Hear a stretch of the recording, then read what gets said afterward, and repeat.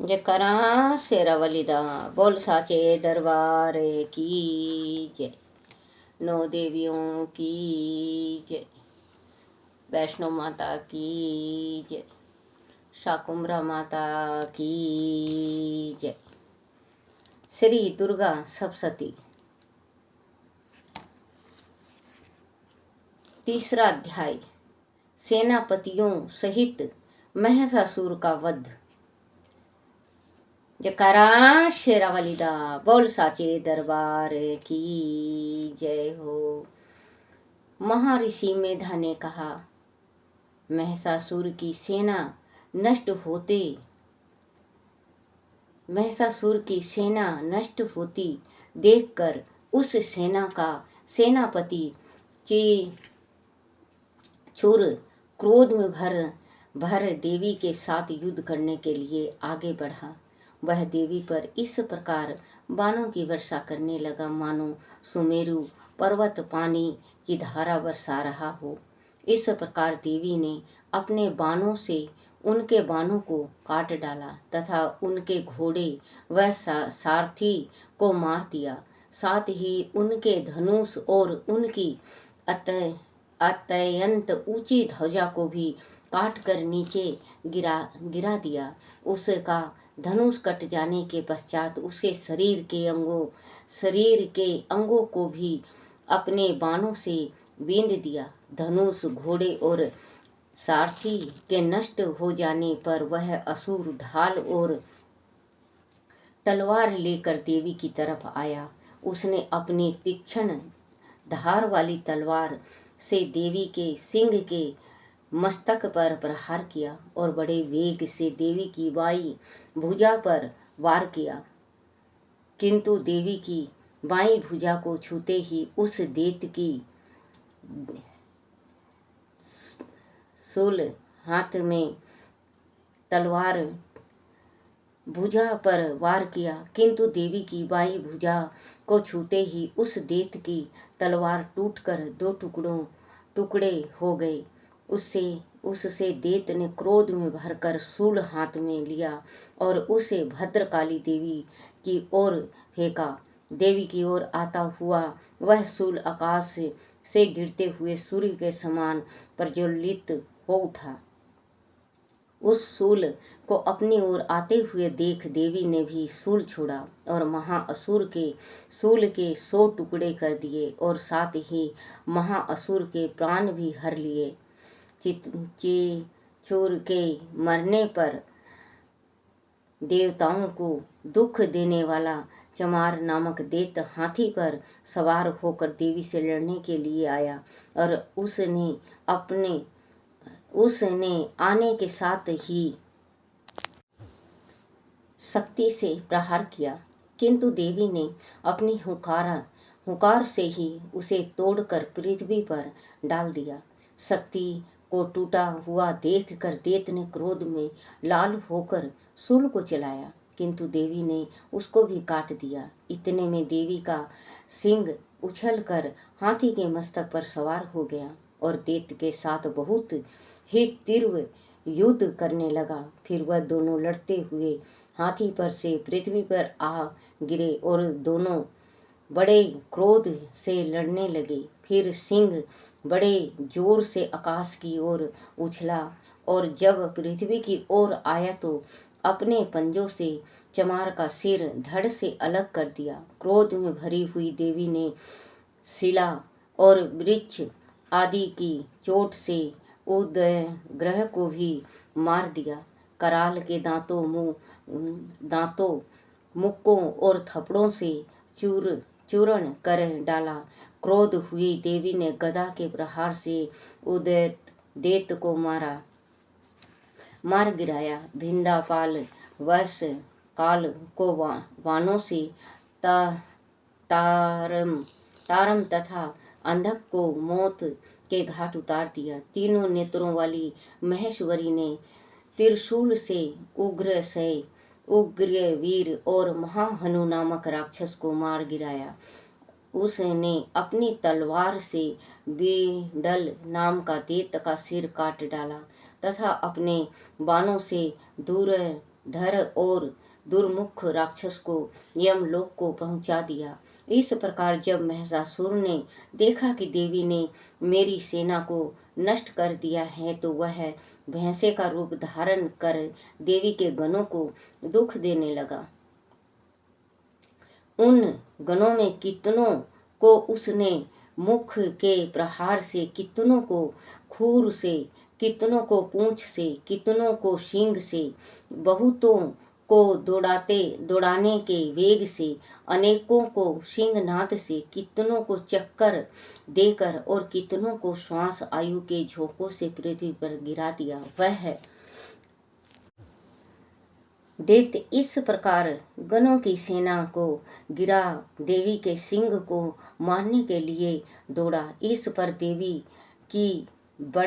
देवी को बड़ा गुस्सा आया। उधर दैत्य भी क्रोध में भरकर धरती को खुरों से खोदने लगा तथा सींगों से पर्वतों को उखेड़ उखेड़ कर धरती पर फेंकने लगा और मुख से शब्द करने लगा। महिषासुर के वेग से चक्कर देने के कारण पृथ्वी बंद होकर फटने लगी। उसकी पूंछ से टकराकर समुद्र चारों ओर फैलने लगा। हिलते हुए सींगों के आघात से मेघ खंड खंड हो गए और श्वास से आकाश में उड़ते हुए पर्वत फटने लगे। इस तरह क्रोध में भरे हुए राक्षस को देख चंडिका को भी क्रोध आया और वह उसके मारने के लिए क्रोध में भर गई। देवी ने पासा फेंक कर दैत्य को बांध लिया और उसने बंधे जाने पर दैत्य का रूप त्याग दिया और सिंह का रूप बना लिया। और जो ही देवी उसका सिर काटने के लिए तैयार हुई, उसने पुरुष का रूप बना लिया, जो कि हाथ में तलवार लिए हुए था। देवी ने तुरंत ही अपने बाणों के साथ उस पुरुष को उसकी तलवार ढाल सहित बींध डाला।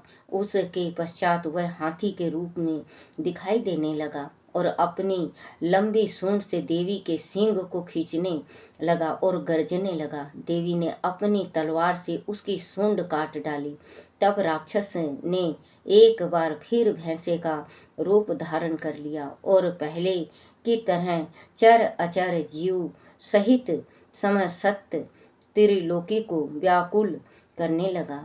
उसके पश्चात क्रोध में भरी हुई देवी बार बार उत्तम मधु का पान करने लगी और लाल लाल नेत्र करके हंसने लगी। उधर बल वीर्य तथा मद से क्रोध हुआ दैत्य भी गर्जने लगा। अपने सींग से देवी पर पर्वत को फेंकने लगा।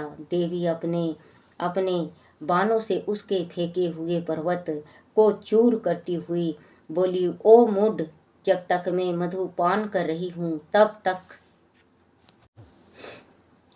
तक तू गरज ले, और इसके पश्चात मेरे हाथों तेरी मृत्यु हो जाने पर देवता गरजेंगे। महर्षि मेधा ने कहा। यूं कहकर देवी उछलकर उस दैत्य पर जा चढ़ी और उसको अपने पैर से दबाकर शूल से उसके गले पर आघात किया। देवी के पैर से दबने पर भी दैत्य अपने दूसरे रूप से अपने मुख से बाहर होने लगा। अभी वह आधा ही बाहर निकला था कि देवी ने अपने प्रभाव से उसे रोक दिया। जब वह आधा निकला हुआ ही दैत्य युद्ध करने लगा तो देवी ने अपनी तलवार से उसका सिर काट दिया। इसके पश्चात सारी राक्षस सेना हाहाकार करती हुई वहां से भाग खड़ी हुई और सब देवता अत्यंत प्रसन्न हुए तथा ऋषियों महर्षियों सहित देवी की स्तुति करने लगे। गंधर्वराज गाने लगे तथा अप्सराएं नृत्य करने लगी। बोल माता रानी की जय। जयकारा शेरा वाली दी। बोल साचे दरबार की जय। जयकारा शेरा वाली दा। बोल साचे दरबार की जय। चौथा अध्याय। इंद्र दी देवताओं द्वारा देवी की स्तुति। महर्षि मेधा बोले, देवी ने जब पराक्रमी दुरात्मा महिषासुर को मार गिराया और असुरों की सेना को मार दिया, तब इंद्रादि समस्त देवता अपने सिर तथा शरीर को झुकाकर भगवती की स्तुति करने लगे। जिस देवी ने अपनी शक्ति से वह जगत व्याप्त किया है और जो संपूर्ण देवताओं तथा महर्षियों की पूजनीय है, उस अंबिका को हम भक्तिपूर्वक नमस्कार करते हैं। वह हम सब का कल्याण करे।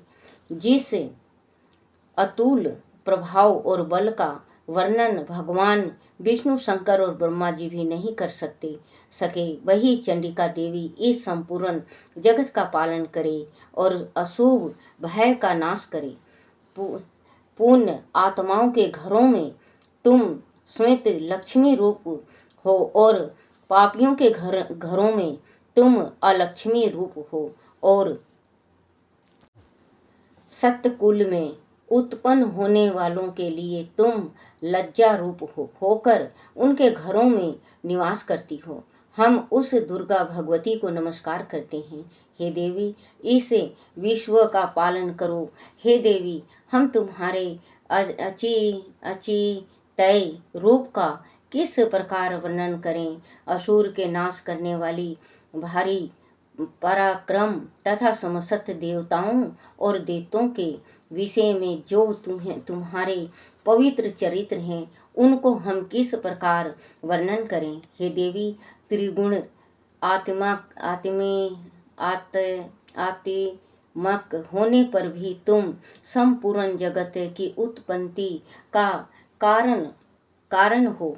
हे देवी, भगवान विष्णु, शंकर आदि किसी भी देवता ने तुम्हारा पार नहीं पाया। तुम सबकी आश्चर्य हो। वह संपूर्ण जगत तुम्हारा ही अंश रूप है, क्योंकि तुम सबकी आदि भूत प्रकृति हो। हे देवी, तुम्हारे जिस नाम के उच्चारण से संपूर्ण युगों में सब देवता तृप्ति लाभ करते हैं, वह स्वाहा तुम ही हो। उसके अतिरिक्त तुम पितरों की तृप्ति का कारण हो, इसीलिए सब आपको सौधा कहते हैं। हे देवी, वह विद्या जो मोक्ष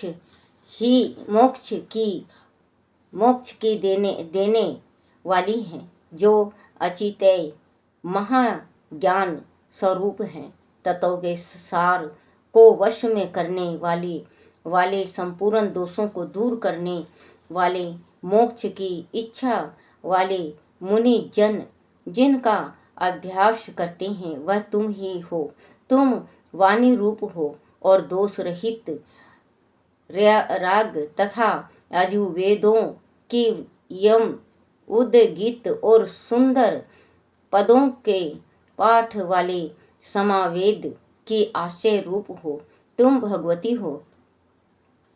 इस विषय की उत्पत्ति एवं पालन के लिए तुम वर्ता के रूप में प्रकट हुई हो और तुम संपूर्ण संसार की पीड़ा हरने वाली हो। हे देवी, जिससे सारे अस्त्रों को जाना जिससे सारे शस्त्रों को जाना जाता है, वह मेधा शक्ति तुम ही हो और दुर्गम भवसागर से पार करने वाली नौका भी तुम ही हो। लक्ष्मी रूप से विष्णु भगवान के हृदय में निवास करने वाली और भगवान महादेव द्वारा सम्मानित गौरी देवी तुम ही हो। मंद मुस्कुरान वाले निर्मल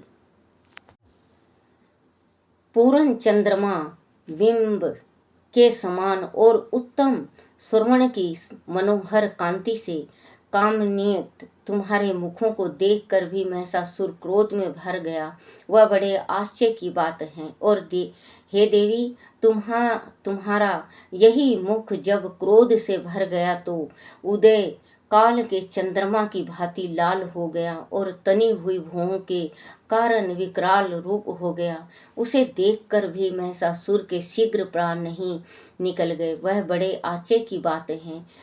आपके कुपित मुख के दर्शन करके भला कौन जीवित रह सकता है। हे देवी, तुम हमारे हमारे कल्याण के लिए प्रसन्न हो। आपके प्रसन्न होने से इस जगत का अब उदय होता है, और जब आप क्रोध हो जाती हैं तो कितने ही कुलों का स्वर्गनाश हो जाता है। वह हमने अभी अभी जाना है कि जब तुमने महिषासुर की बहुत बड़ी सेना को देखते देखते मार दिया है। देवी, सदा अभ्युदय प्रताप देने वाली, तुम जिस प्रकार प्रसन्न हो जाती हो वही देश में सम्मानित होते हैं। उनके धन यश की वृद्धि होती है, उनका धर्म कभी शीतल नहीं होता है, और उनके यहाँ अधिक पुत्र पुत्रियां और नौकर होते हैं। हे देवी, तुम्हारी कृपा से ही धर्मात्मा पुरुष प्रतिदिन श्रद्धापूर्वक यज्ञ करता है और धर्म अनुकूल आचरण करता है, और उसके प्रभाव से स्वर्ग लोक में जाता है, क्योंकि तुम तीनों लोकों में मनमंचित फल देने वाली हो। हे माँ दुर्गे, तुम समरण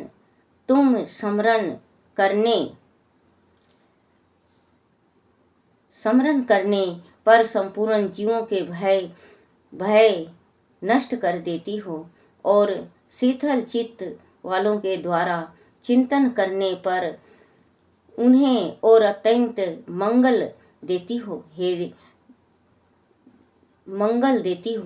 हे दारिद्र्य दुख विनाशिनी देवी, तुम्हारे सिवा दूसरा कौन है।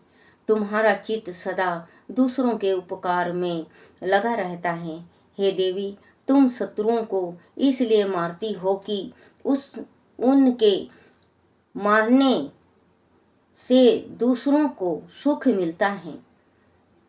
उनके मारने से दूसरों को सुख मिलता है, वह चाहे नरक में जाने के लिए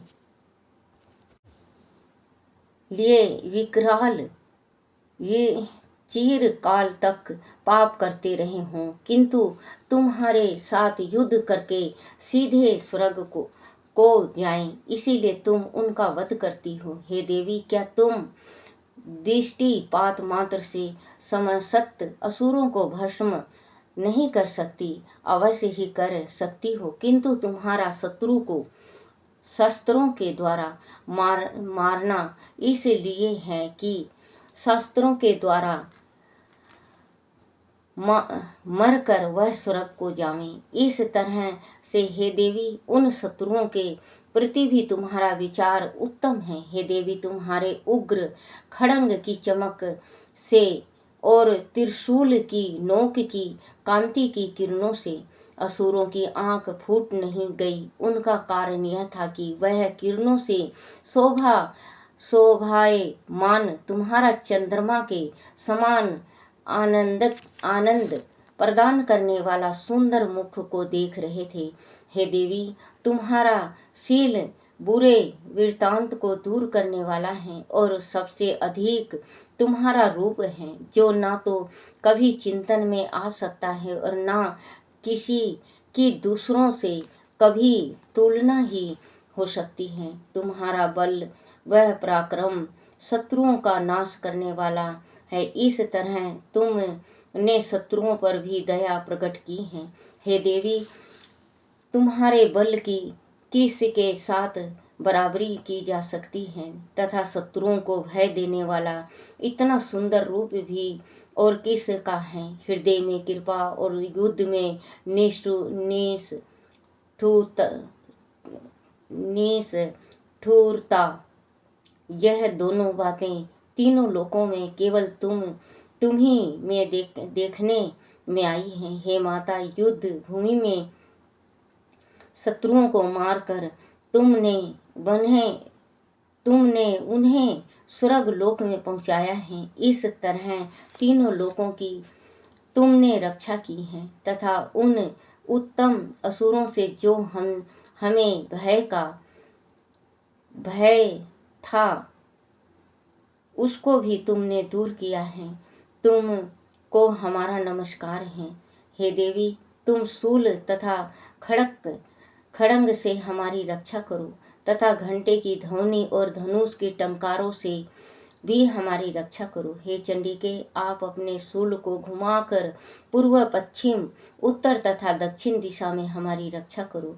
तीनों लोकों में जो तुम्हारे सोम रूप है तथा घोर रूप है, उनसे हमारी रक्षा करो तथा इस पृथ्वी की रक्षा करो। हे अंबिके, आपके कर पलवों में जो खड़ंग, शूल और गदा और आदि शस्त्र शोभा पा रहे हैं, उनसे हमारी रक्षा करो। महर्षि बोले कि इस प्रकार जब सब देवताओं ने जगत माता भगवती की स्तुति की और नंद वन के पुष्प तथा गंध अनुलेपनों द्वारा उनका पूजन किया और फिर सबने मिलकर जब सुगंधित वह दीप धूप द्वारा उनको सुगंधित निवेदन की, तब देवी ने प्रसन्न होकर कहा, हे देवताओं, तुम सब मुझसे मनोमंचित वर मांगो। देवता बोले, हे भगवती, तुमने हमारी सब कुछ कार्य कर दिया। अब हमारे लिए कुछ भी मांगना बाकी नहीं रहा, क्योंकि तुमने हमारे शत्रु महिषासुर को मार डाला है। हे महेश्वरी, तुम इस पर भी आदि हमें कोई वर देना चाहती हो तो बस इतना वर दो कि जब जब हम आपका स्मरण करें तब तब आप हमारी विपत्ति को हरण करने के लिए हमें दर्शन दिया करो। हे अंबिके, जो कोई भी तुम्हारी स्तुति करे, तुम उनको वित्त, समुदित और वैभव देने के साथ ही उनके धन और स्त्री आदि संपत्ति बढ़ाओ और सदा हम पर प्रसन्न रहें। महर्षि बोले, हे राजन, देवताओं ने जब जगत के लिए तथा अपने लिए इस प्रकार प्रसन्न किया तो बस तथास्तु कहकर देवी अंतर्ध्यान हो गई। हे भूप, जिस प्रकार तीनों लोकों का हित चाहने वाली वह भगवती देवताओं के शरीर से उत्पन्न हुई थी, वह सारा वृत्तांत मैंने तुमसे कह दिया है। और इसके पश्चात दुष्ट असुर तथा शोभ निशुंभ का वध करने मैंने तुमसे कह दिया है। और इसके पश्चात दुष्ट असुरों तथा सोम निशुंभ का वध करने और सब लोगों की रक्षा करने के लिए जिस प्रकार गौरी देवी के शरीर से उत्पन्न हुई थी, वह सारा वृत्तांत में यथावत वर्णन करता हूँ। जयकारा शेरा वाली दा, बोल साचे दरबार की जय। श्री दुर्गा सप्तशती की जय हो। माँ की आरती।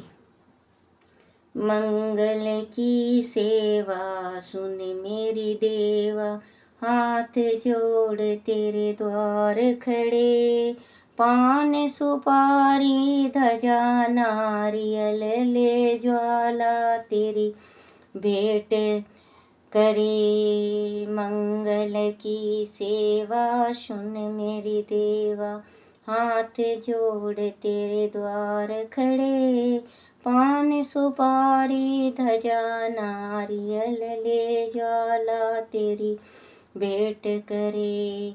सुन जगदम्बा करना विलंबा, संतन का भंडार भरे, संतन प्रतिपाली सदा खुशहाली, जय काली कल्याण करे। बुद्धि विधाता तू जग माता, मेरो कारज सिद्ध करो, सचरण कमल का लिया शरण तुम्हारी आन पड़ो। जब जब भीड़ पड़ी भगतन पर, तब तब आए सहाय किया करो। बार बार ते सब जग मोहे, तरनी रूप अनूप धरे। माता होकर पुत्र खिलावे, भार्य वो होकर भोग करे। संतन सुखदाई सदा सहाई, संतन खड़े जयकार करे। ब्रह्मा विष्णु महेश सहस फल लिए भेंट तेरे द्वार खड़े। मंगल की सेवा सुन मेरी देवा, हाथ जोड़ तेरे द्वार खड़े। अटल सिंहासन बैठी माता, सिर सोने का छतर धरे। संतन पति पाली सदा खुशहाली, जय काली कल्याण करे। वार शनिचर कुमकुम वर्णी, जब लुकड़ को हुक्म करे, जब लंगूर को हुक्म करे। खड़ंग खप्पड़ त्रिशूल हाथ लिए, रक्त बीज को भस्म करे। शुभ निशुंभ पछाड़े माता, महिषासुर को पकड़ धरे। सुन संत पति पाली सदा खुशहाली, जय काली कल्याण करे। आदि अवतार आपको वीरा, अपने जन का कष्ट हरे। कुपित होकर दानों मारे, चंड मुंड सब चूर करे। जब तुम देखो दया रूप होए, पालन में संकट दूर, पल में संकट दूर करो। संतन प्रतिपाली सदा खुशहाली, जय काली कल्याण करो। सोम स्वभाव धरो मेरी माता, जन की अरज कबूल करे। सिंह पीठ पर चढ़ी भवानी, तीनों भवन में राज करे। दर्शन पावे मंगल गावे, सिद्ध साधु वर भेंट धरे। संतन प्रतिपाली सदा खुशहाली, जय काली कल्याण करे। ब्रह्मा वेद पढ़े तेरे द्वारे, शिव शंकर हरि ध्यान धरे। इंद्र कृष्ण तेरी करे आरती, चमर कुबेर बुलाए रहे। जय जननी जय मातु भवानी, अटल भवन में राज करे। जय प्रतिपाले सदा खुशहाली, जय काली कल्याण करे। मंगल की सेवा सुन मेरी देवा, हाथ जोड़ तेरे द्वार खड़े। पान सुपारी ध्वजा नारियल, ले ज्वाला तेरी भेंट करे। जयकारा शेरावाली दा, बोल साचे दरबार की जय। नौ देवियों की जय, माता शाकुंभरा की जय हो।